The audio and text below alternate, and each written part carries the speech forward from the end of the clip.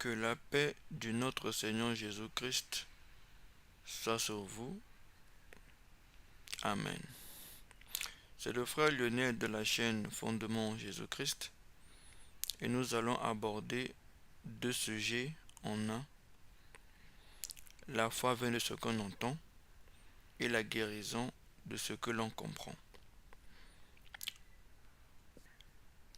Prions. Seigneur Dieu Tout-Puissant, Créateur du ciel et de la terre, en Jésus-Christ notre Sauveur, car c'est de toi qu'il est écrit que Dieu a tant aimé le monde qu'il a envoyé son Fils unique, afin que quiconque croit en lui ne périsse pas mais ait la vie éternelle. C'est dans cette vie-là que nous voulons partager, afin que ça puisse régler un problème, le besoin de précision, Dieu de grâce et de gloire. Je te remercie, à toi la gloire, le nom, la puissance pour des siècles des siècles. Amen. Voilà, nous croyons que le Seigneur nous donnera l'entendement et nous allons commencer. Donc, on a parlé des deux sujets. La partie 1, la foi vient de ce qu'on entend. La partie 2, la guérison de ce que l'on comprend. Commençons par la partie 1. La foi vient de ce qu'on entend. Très souvent, beaucoup de personnes écrivent ceci. La foi vient de ce qu'on entend et ce qu'on entend vient de la parole de Dieu. Non, c'est vient de la parole de Christ. Pourquoi la foi vient de ce qu'on entend? Parce que le peuple périt par faute de connaissance. Ici, le verset n'est pas complet, il y a une suite de ce verset. N'est-ce pas? Le peuple est détruit parce qu'il lui manque de la connaissance. Voilà pourquoi la foi vient de ce qu'on entend. Parce que le peuple n'est pas détruit par manque de foi, puisque la foi n'est que de la connaissance. Maintenant, la deuxième partie. Nous disons que la foi vient de ce qu'on entend et ce qu'on entend vient de la parole de Christ et non de la parole de Dieu. Pour plusieurs raisons, voici quelques. Première raison, pour le respect de l'écriture telle qu'il est écrit. Et la deuxième raison, c'est en Christ que nous sommes sauvés. Nous sommes sauvés en Christ. N'est-ce pas? Parce que Dieu, c'est large. Dieu a commencé à se manifester en Genèse jusqu'à Apocalypse. Nous voulons situer où est-ce que nous sommes sauvés. Nous sommes sauvés en Christ Jésus. Ça, c'est d'abord la première déclaration que nous savons tous. Et nous allons prendre quelques exemples dans la Bible. Quelques témoignages. L'apôtre Paul dit dans 1 Timothée 1,15 c'est une parole certaine et entièrement digne d'être reçue que Jésus-Christ est venu dans le monde pour sauver les pécheurs dont je suis le premier. N'est-ce pas? Jude chapitre 1 verset 25 à Dieu seul notre Sauveur par Jésus-Christ notre Seigneur soit la gloire, majesté, force et puissance dès avant tous les temps et maintenant dans tous les siècles. Amen. Dès avant tous les temps et maintenant dans tous les siècles. Amen. Notre témoignage, le livre de Jean, chapitre 4, verset 39, je lis avec la Bible 8 secondes. Plusieurs Samaritains de cette ville crurent en Jésus à cause de cette déclaration formée de la femme. Il m'a dit tout ce que j'ai fait. Aussi, quand les Samaritains vinrent le trouver, les Samaritains, ils le prièrent de rester avec eux, et Jésus, il resta là 2 jours. Un beaucoup plus grand nombre crurent à cause de ça, la parole de Jésus, de sa parole, et les Samaritains, donc, disaient à la femme, ce n'est plus à cause de ce que tu as dit que nous croyons, car nous l'avons entendu nous-mêmes et nous savons qu'il est vraiment le Sauveur du monde. Nous continuons. Maintenant, pour être beaucoup plus clair qu'il n'y a pas une contradiction quand on dit la parole de Christ, ce n'est pas écarter Dieu, parce que nous avons le témoignage dans Hébreux chapitre 1 versets 1 à 2. Il dit, après avoir à plusieurs reprises et de plusieurs manières parlé à nos pères par les prophètes, Dieu, dans ces derniers temps, nous a parlé par le Fils qu'il a établi, héritier de toutes choses, par lequel il a aussi créé le monde. Donc le Seigneur, selon le témoignage de Hébreu, le Seigneur est parlé par les prophètes du temps de la loi, et maintenant il parle par le Fils. Nous avons donc cette confirmation ici, n'est-ce pas? Cette confirmation ici, que le Père, il avait aimé le Fils. Marc 1, verset 9. En ce temps-là, Jésus vint de Nazareth en Galilée, et il fut baptisé par Jean dans le Jourdain. Au moment où il sortait de l'eau, il vit les cieux s'ouvrir, et l'Esprit descendre sur lui comme une colombe, et une voix se fit entendre dans les cieux, une fois fit entendre dans les cieux ces paroles. Tu es mon fils bien-aimé, en toi j'ai mis toute mon affection. Donc le Père a aimé le Fils. Voici d'autres témoignages de cela. 6 jours après, Jésus prit avec lui Pierre, Jacques et Jean, il il les conduisit seuls à l'écart sur une haute montagne. Il fut transfiguré devant eux, et ses vêtements devinrent resplendissants et d'une telle blancheur qu'il n'est pas de foulon sur la terre qui puisse blanchir ainsi. Élie et Moïse leur apparurent et s'entretenaient avec Jésus. Pierre, prenant la parole, dit à Jésus: Rabbi, il est bon que nous soyons ici. Dressons 3 tentes, une pour toi, une pour Moïse et une pour Élie. Car ils ne savaient que dire, l'effroi les ayant saisis. Une nuée vint les couvrir, et de la nuée sortit une voix: Celui-ci est mon fils bien-aimé, écoutez-le. Écoutez-le. Aussitôt les disciples regardèrent tout autour et ne virent que Jésus seul. Donc, dans la première partie de Marc que nous avons vue, le Seigneur, le Père, il a dit quoi? Il a dit: Tu es mon fils bien-aimé en qui j'ai mis toute mon affection. N'est-ce pas? Mais à la seconde partie, il précise. Il dit: Celui-ci est mon fils bien-aimé, écoutez-le. Voilà pourquoi l'apôtre Paul rappelle que la foi vient de ce qu'on entend, et de ce qu'on entend vient de la parole de Christ. Donc, si nous disons, si nous disons que la foi vient de ce qu'on entend et ce qu'on entend vient de la parole de Dieu, ce n'est pas précis. Comme je disais, n'est-ce pas, Dieu a commencé à se manifester depuis le temps de Moïse, depuis même Genèse, le temps d'Abraham. Tout ça, c'est Dieu. Mais nous nous fixons dans le temps par rapport à Christ. Et quand nous l'avons entendu, comme nous l'avons vu par quelques exemples, c'est Christ notre sauveur. C'est par Christ que Dieu nous sauve, et le Père a dit à Christ: écoutez-le. A dit plutôt aux hommes à propos de Christ: écoutez-le. La deuxième partie. La deuxième partie, est la guérison de ce que l'on comprend. Au fait, la guérison vient, n'est-ce pas, de ce que l'on comprend. Voilà, on a ajouté le mot vient. La guérison vient de ce que l'on comprend. Mais essayons de comprendre le mot comprendre. J'ai tapé sur Google, j'ai tapé le mot comprendre définition. Je suis tombé sur un site larousse.fr, j'ai copié et c'est ce que je vous fais lire.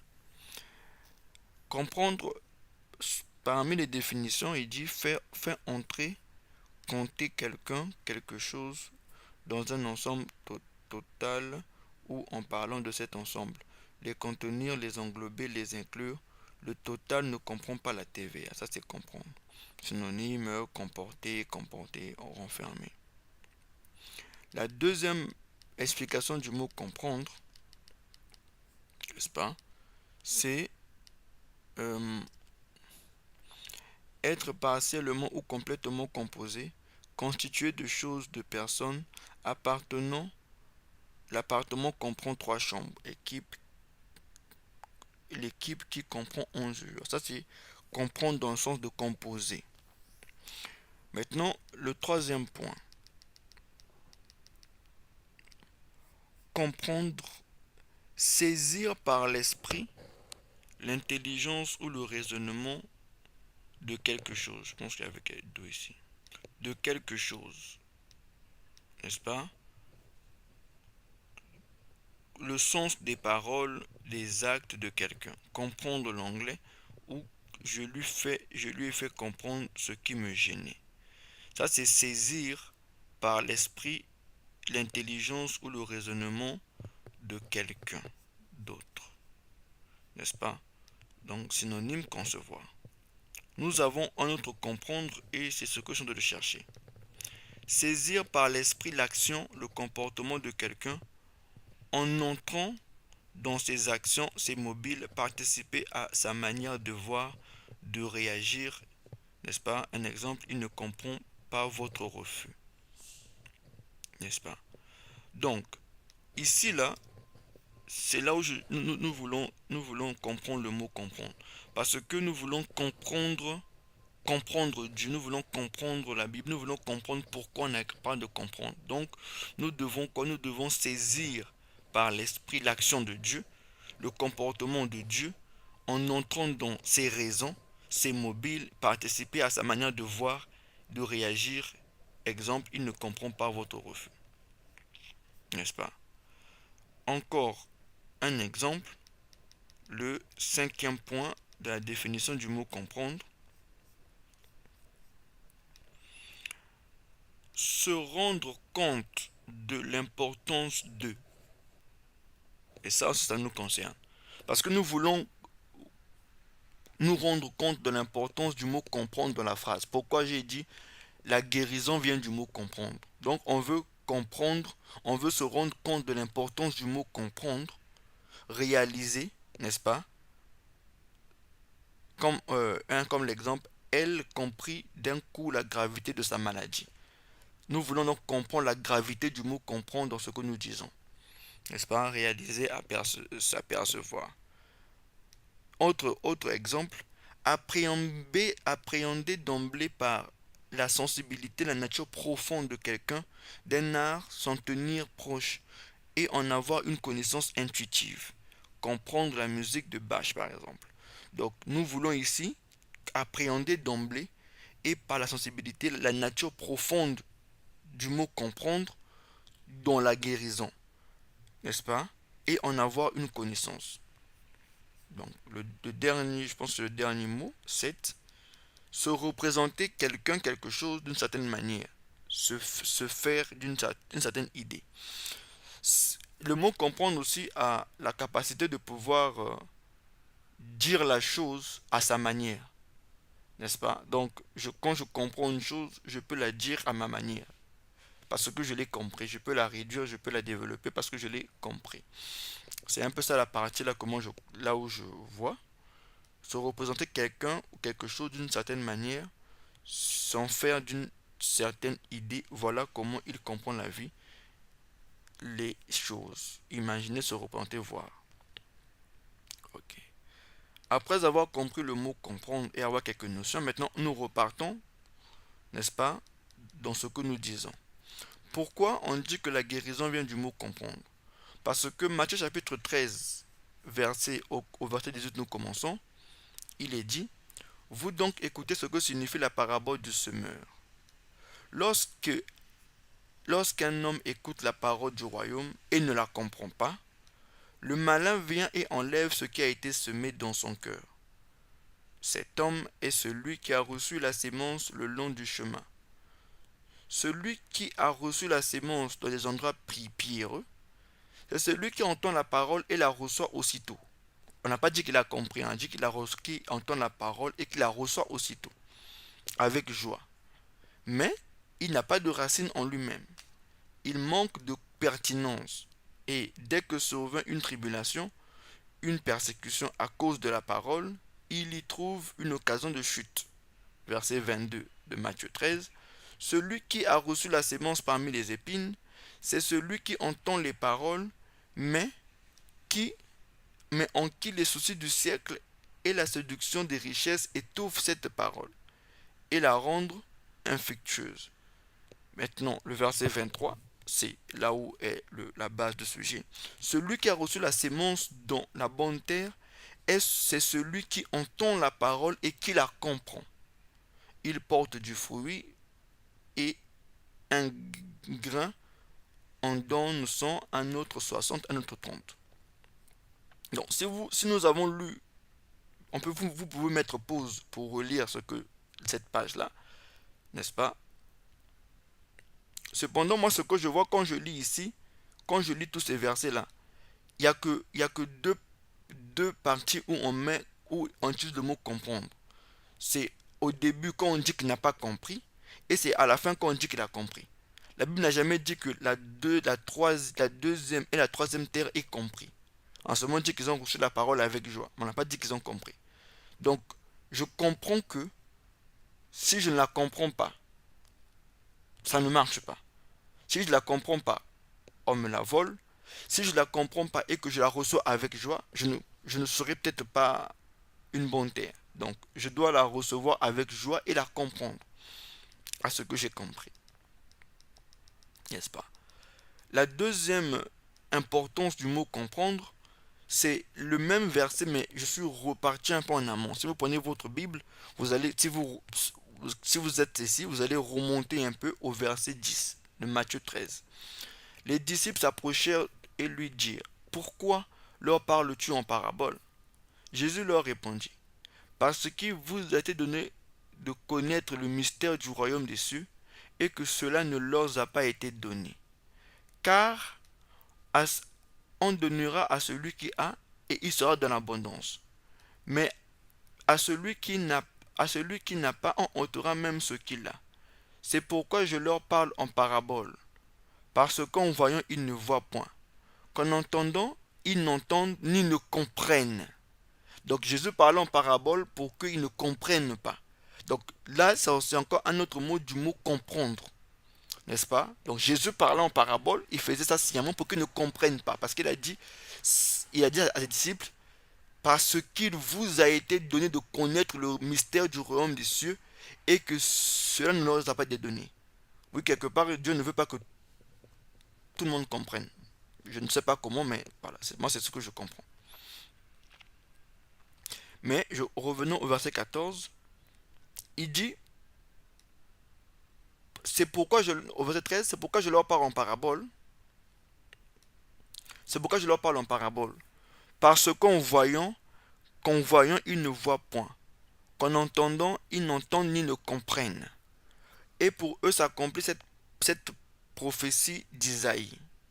Vous entendrez de vos oreilles, vous ne comprendrez point.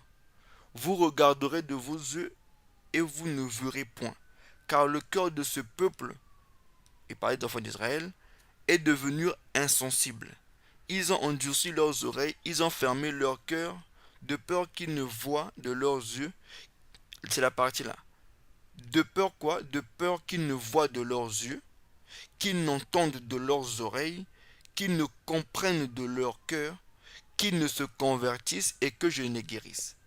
Voilà pourquoi on a dit la guérison vient de ce qu'on comprend. Parce que ici, la liste ou l'ordre de la guérison, c'est voir des yeux, un miracle, un prodige, n'est-ce pas? Entendre des oreilles, n'est-ce pas? Encore entendre ne suffit pas. Comprendre du cœur, n'est-ce pas? Après la compréhension, qu'est-ce qu'on fait? On se convertit. Donc, si on a compris, on se convertit. Si on a compris, on laisse le mal qu'on faisait. Si on a compris, on ne fait plus ce qu'on faisait avant. Et alors, le Seigneur va les guérir. Voici l'importance du mot comprendre dans ce sujet-là. Bon, nous rassurons qu'avec le Saint-Esprit, nous comprenons mieux qu'avant. N'est-ce pas? Mais celui qui n'a pas le Saint-Esprit encore, quand on lui parle, le but, il faut qu'il comprenne ce qu'on lui dit. Et l'homme de Dieu devrait faire l'effort de pouvoir expliquer ou de faire comprendre les choses. Si quelqu'un arrive à prendre ce que je dis et à le dire à sa manière, à ce moment, il aura compris aussi. Et moi, j'aurais fait mon travail. Voilà pourquoi je fais l'effort de pouvoir mettre les versets afin qu'on puisse, nous tous, nous puissions comprendre. N'est-ce pas? Voilà. Donc, ce que nous retenons d'ici, c'est quoi? C'est que dans Matthieu 17, la bonne terre, c'est celle qui entend et qui comprend. La première mauvaise terre, c'est celle qui entend mais qui ne comprend pas. On peut ajouter qui prend sans joie. Parce que la deuxième terre a entendu et a pris avec joie. La première terre a entendu, elle n'a pas compris et elle n'a pas pris avec joie. N'est-ce pas? Et les deux terres du milieu n'ont pas compris comme il le fallait.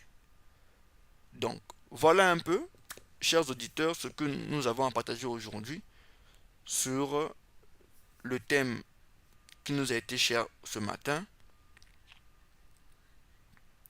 La foi vient de ce qu'on entend et la guérison de ce que l'on comprend.